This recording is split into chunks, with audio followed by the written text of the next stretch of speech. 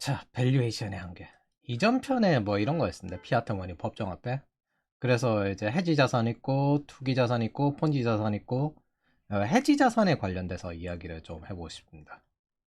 워렌 버핏류 투자자들은 전부 금을 싫어해요. 저분들은 전부 현금 흐름을 좋아하십니다. 투자자가 마땅히 지금 투자할 곳이 없다라고 했을 때 해지 자산으로 도망치는데 미국 단기 국채 아니면 금이에요. 워렌 버핏은 대다수 현금 플러스 국채를 보유하고 있고요. 평소에 보험주도 꽤 사시는 편인데 이 보험주가 장기 국채를 살 수밖에 없습니다. 장기 국채를 사가지고 보험료가 나갈 것 이상의 이자가 들어와야 돼요. 그러다가 이제 이 두 가지를 합치면 어떻게 되냐면 버블이 붕괴되면 금리 인하에 대비한 가장 이상적인 투자가 됩니다. 왜냐하면 이 장기 국채 가격이 올라가기 때문에. 그래서 버블이 붕괴되고 금리가 인하하게 되면 이 국채 가격은 올라가게 되고 보험주도 같이 상승하게 됩니다. 금리가 인하되면 에너지 가격도 또 올라가요. 이럴 때. 이건 또 워렌 버핏옹이 진짜 잘하시는 단 한 번도 손해 본 적이 없다라고 하는 게 에너지 트레이딩입니다. 역사상 한 번도 잃어본 적 없는 이분 주력이 이거예요. 저는 엄밀히 말해서 워렌 버핏옹에게 배워야 될 건 밸류에이션 이 가치 투자자가 아니라 에너지 트레이딩과 열등제, 경기 방어주형 투자라고 생각을 합니다. 이분 자본 운영하시는 것도 딱 여기에 최적화되어 있어서 버블 붕괴 때 최대한의 이익을 얻는 그런 형태로 되어 있습니다. 그래서 지금 11월인데 3월이거든요. 2026년 3월. 2025년 11월에 546조 보유 뭐 이런 식으로. 제가 예전에 말한 적이 있는데 투자 기법을요. 밸류에이션이랑 이거랑 저거랑 이걸 섞으면은 상당히 골치 아파져요. 이건 트레이더들한테도 자주 나오는 현상이기도 한데 어떤 전략이란 건 하나의 체계입니다. 시스템. 그래서 한 가지를 위해서 최적화된 형태를 택해 있는데 이거를 여기 있는 모델과 여기 있는 모델을 섞어가지고 조합을 해버려요. 그러면은 굉장히 괴랄한 조합이 됩니다. 그냥 한 가지 전략을 깊게 이해하면서 자신에게 맞는 상황을 찾는 게 더 나을 겁니다. 그 다음에는 조금 더 응용할 수 있지. 그래서 한 가지 투자 전략을 최대한 이해하기 위해서 다른 것을 그냥 영감 형태로 노력하는 그런 걸로 추천하고 싶습니다. 이건 사고법의 형태이고 체계이기 때문에. 그래서 워렌 버핏형 투자를 추구한다면 그거 하나만 깊이 파고드는 게 맞습니다. 절대 치명타를 받지 않기 위한 투자법이고요. 밸류에이션을 극단적으로 갈고 닦은 날카로운 송곳 뭐 이런 거에 가깝습니다. 절대 나는 치명타를 받지 않겠다. 그래서 거의 투자하는 종목들도 그래요. 이런 핵심 키워드들이 보면 저평가, 수익률, 그리고 현금 흐름의 무한화 확대, 오랫동안 가진 채로 오래 살자. 모멘텀 무시하고요. 그 반대에 속하는 게 투기, 웰스 이쪽 계통인데 이제 부저부, 부동산 가격 올라가는데 실제 현금은 이제 창출하지 않고 오히려 보유세와 이자가 나가는 이 현금으로 창출하지 않기 때문에 이런 걸 굉장히 싫어하시는 경향이죠. 그것들 중에 제일 싫어하시는 것 중에 하나라고 치면 금일 겁니다. 이 계통 사람들은 전부 금을 싫어요. 금은 전부 투기다. 좋지 않다. 이 중 하나만 택하라면요. 현금 흐름입니다. 이분들은 딱 하나가 중요해요. 현금 흐름. 어떤 경우에도 현금 흐름이 없는 자산을 싫어합니다. 오직 현금 흐름 하나로 모든 걸 계산해요. PER 30이라면 수익률 3% 정도 계산하고 무위험 이자율인 국채랑 비교해서 적절한 가격 뭐 어느 정도쯤 되냐 이렇게 계산을 하는 방식을 취하고 계시거든요. 투자 기회를 극단적으로 절제하고 켈리 공식이 안전한 데 좀 더 비중을 높게 투자해라 하듯이 최대한 안전한 곳에 올인을 하는 그런 경향을 취합니다. 그래서 모두가 투자할 때는 분모가 커지잖아요. 나눠 먹을 사람이 많아. 그럼 각자의 수익률이 떨어지겠지. 아, 그거 싫어.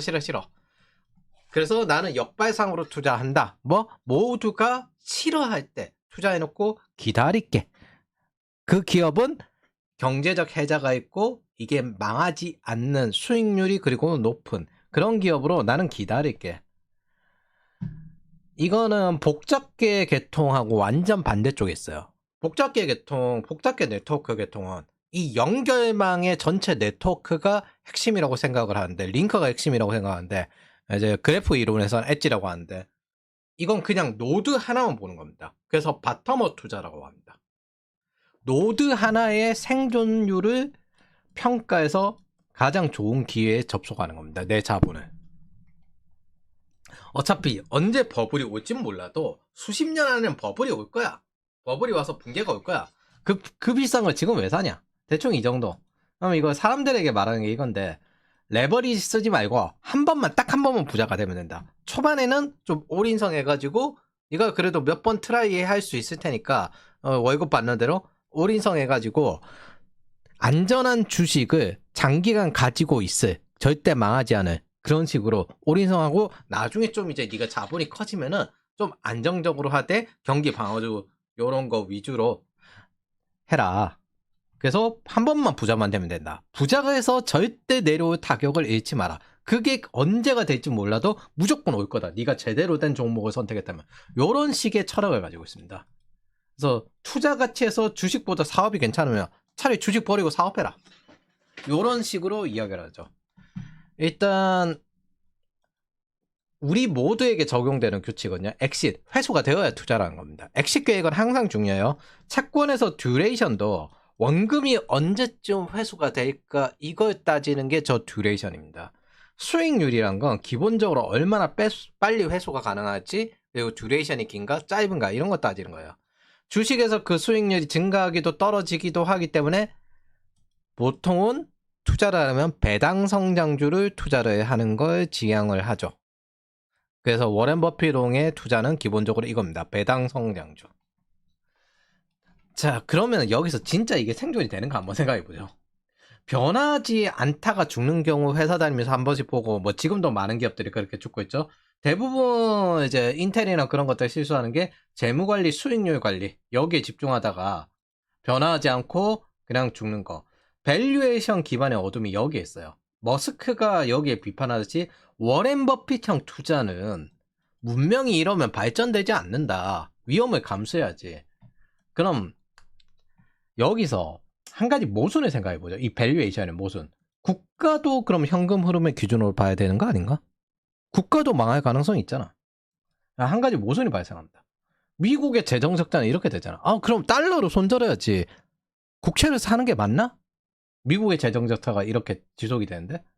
트릴레마 자체를 배제하고 생각해보고 저건 바텀업으로 오니까 잠깐, 그러면 미국에 투자하는 게 맞나? 미국의 재정 적자는 저렇게 만성적인데 분명 현금 흐름으로는 미국은 포기해야 됩니다. 미국의 GDP 대비 연방 부채 비율로 지금 보면은 이렇게 있는데 123% 이렇게 되는데 이거 뭔가 좀 안 되지 않나? 정확히 이야기하면 GDP 성장률, 국채 비율 이걸로 버티고 있는 거예요. 그래서 GDP 성장률을 더더욱 올려야 지금 버텨요. 레버리지 가지고 투자했지만 GDP 성장률이 높아서 재정 적자가 좀 있어도 괜찮아. 뭐 안 되면 돈 찍지. 이런 철학인데, 미국의 현재 목표점이 GDP 대비 재정 적자를 3%로 줄이는 겁니다. 즉 GDP를 올려가지고 재정 적자 비율을 그만큼 줄이는 거예요. 우리는 성장률이 더 높으니까 지속이 가능합니다. 라는 식으로. 그래서 미국의 경제 성장률을 3% 이상으로 계속 유지시키고 반대로 국채 금리는 더 낮춰야 됩니다. 한국의 재정 준칙도 이거 하려고 윤석열 정권 때 했는데 IMF 경고인데 여기 망했어요. 이미 GDP 대비 4%대까지 올라갔어. 망했어요. 앞으로 더 망할 거야. 2030년 되면 장난 아닐 거예요. 자, 그러면은 이 밸류에이션을 따졌을 때 기업도 그렇게 현금 흐름을 따졌는데 국가도 따져야 되지 않나? 라는 질문이 나옵니다. 사실상 워렌 버핏형 구조로만 회사를 운영하면 스타트업이란 개념도 생길 수도 없고 구글, 애플, 아마존, 엔비디아 이런 것들 생길 수도 없어요. 스타트업 초창기에 처음부터 수익률을 내면서 가는 경우가 없죠. 사실 근데 이것도 지금 안 맞아요. 왜냐하면 요즘은 이 제이커브조차 없습니다.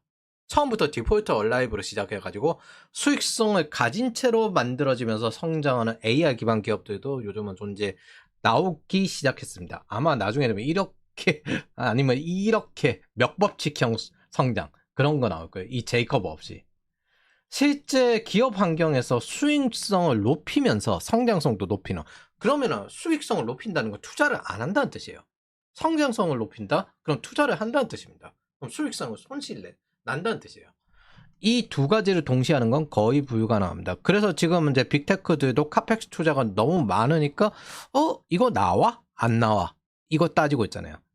여러분들이 성장주 투자하는 개념도 얘네들 돈 나가는 거에 비해서 성장이 될 것 같은데 충분히. 두 번째, 그러고 난 다음에 주가도 어느 정도 뭐 PER 30 정도까지 갈 수 있을 것 같은데 요런 개념입니다. 시장 상황에 따라서 기회가 많으면 성장성을 높이고 기회가 적으면 수익성을 높이고 사이클이 있으니까 그 사이클에 맞춰서 바꾸는 거죠. 오히려 수익성을 택했다가 시대에 뒤떨어서 몰락하는 기업, 보잉이라든지 그런 것들 많이 보죠. 사고 계속 나고. 그래서 기회 탐색과 그 기회를 수익성으로 전환하는 건 매 순간 좀 다릅니다. 그래서 현실적인 경영하고 좀 다르기 때문에 이런 거하고 거리가 먼 그냥 방어주로 가자. 야, 코카콜라 그런 거 어딨냐? 그런 식으로 접근하죠. 자, 그럼 두 번째. 이 모순에서 뭔가 이제 잠깐만 이거 현금 흐름이란 게 말이 좁아서 그렇지 통화량 전체로 보면 대출이잖아. 보통 워렌 버핏형 투자를 추구하는 이유는 절대 치명타를 받지 않겠다는 개념입니다. 근데 완벽한 시스템은 없는데 어떤 전략이든 종합책이든 그거 맞는 건 없어요 당연히. 근데 기업 하나에 집중하는 게 아니라 국가로 확장하는 순간 야 그리고 모순이잖아. 이거 정부는 못 버티잖아. 에이 재정 적자 달러 손절 그런 거 필요 없어. 에이 달러 프린팅 해가지고 계속 돈 만들어가 해결할 거야. 이 개념을 제시하면 모든 게 흐트러집니다. 그래? 그럼 정부에게 최대한 돈 많이 가까이 받는 그런 기업 투자해야 되겠네? 한때 IBM이었거든요. 근데 IBM 나락갔잖아요. 그러면 성장주처럼 요렇게 생각을 해서 접근해야 되나 정부는? 정부는 그렇고 기업은 그렇다고? 이거 성장주잖아. 자, 그럼 통화량을 가져왔으니까 통화량 기준으로 생각해 봅시다. MV는 PY 공식으로 생각해 보면요.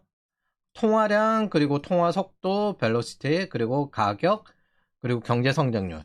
이 실질 경제 성장률이 안 되면 가격이 올라가는 거예요. 그러면 보통 밸류에이션을 볼 때는 요 우측만 보는 겁니다. 요 앞쪽은 안 봐요. P가 낮을 때, 즉 이 실질 경제 성장률이 제일 높을 때 싼 값에 저평가된 걸 산다는 겁니다. 미국이 지금 현재 Y를 최대한 높여가지고 P를 이 상태에서 유지하려고 하고 있는 것과 같습니다. 국가가 돈이 없다면 돈을 뿌릴 거라고? 그럼 돈을 더 찍겠다는 뜻인데 그건 P가 올라가잖아. M이 증가할 거고. 그럼 거기에 찍은 돈에 이자가 나오겠죠. 이자는 어디서 나오지? 통화 승수로 대출 받아가지고 추가로 주는 거잖아요. 즉 V가 증가하는 겁니다. 통화 승수가 그렇게 증가하면. 즉 통화 승수가 많이 확대될수록 저 통화 유통 속도가 증가하게 됩니다. 이거 현금 흐름이란 거 이자 받는 거 이거 근본적으로 빚이잖아. M0에서 M2가 되고 M2에서 광의 통화량까지 전부 빚이잖아. 빚의 레이어를 하나씩 하나씩 쌓아가는 거잖아. 그걸 전체적으로 우리는 통화 승수라고 하는 거고. 얼마나 쌓았는가. 양으로 평가하니까 통화 승수라는 거고 이거 레이어 쌓는 거잖아. 거래 편의성을 위해서 화폐가 존재하고 법정 화폐가 존재하고 통화 승수를 확대시켰고 통화량 대비 통화 승수가 너무 높아지고 무너지고 난 다음에 우리는 버블이라고 부릅니다. 야 너무 빚이 많은데 이게 실질 실질 이제 산출 생산성보다 빚이 너무 많은데 이거 감당 못 하겠는데 한 번에 빼야 되겠다. 그게 무너지는 거 버블 붕괴라고 하고 우리는 그걸 버블이라고 불렀습니다. 현대 신용화폐에서요. 자산 이꼴 타인의 부채입니다. 금은 M0에 연동하는 이 법정화폐 바깥에 있는 자산이에요. 즉 현대 통화 시스템은 이 M0라는 씨앗에 이 빚을 쌓은 레이어를 무한정 쌓는 게임이고 그 게임이 무너질 때를 우리는 버블 붕괴라고 부릅니다. 유지하려면 GDP 즉 생산이 증가해야 됩니다. 이게 생산이 증가해서 저 버블 붕괴를 늦출지 아니면 막을지 우리는 그걸 알 수가 없어요. 한 가지 명확한 거, Y가 증가하지 않으면 P만 증가한 거고, 이 P가 붕괴될 때를 우리는 버블 붕괴라고 하는 겁니다. 금은 그 게임 바깥에서 M0 총량을 측정하는 유일한 자산이고요. 그리고 우리는 M0에 빛의 레이어를 무한히 쌓는 걸 현금 흐름이니 자산이니 뭐니 부르는 겁니다. 우리가 지금 하는 게임은 이거예요. 뭐 게임에 참여하는 건 주식, 채권, 부동산 이런 거 사는 거고요. Y 성장에 베팅하거나 이제 경제 성장률에 베팅하거나 아니다 이거 뭐 가격만 올라갈 것 같네. P 성장에 베팅하거나 Y 성장에 베팅하는 거는 이제 밸류에이션 기준점으로 접근하는 거고요. P 성장에 베팅하는 거는 이제 그거 모멘텀 이제 탈 때 보통 P 성장에 베팅하죠. 게임이 잘 돌아가면 이제 수익이 되는 거고 게임이 무너지면 손실이 되는 거고. 그러면요, 에이씨 야 바깥으로 가자.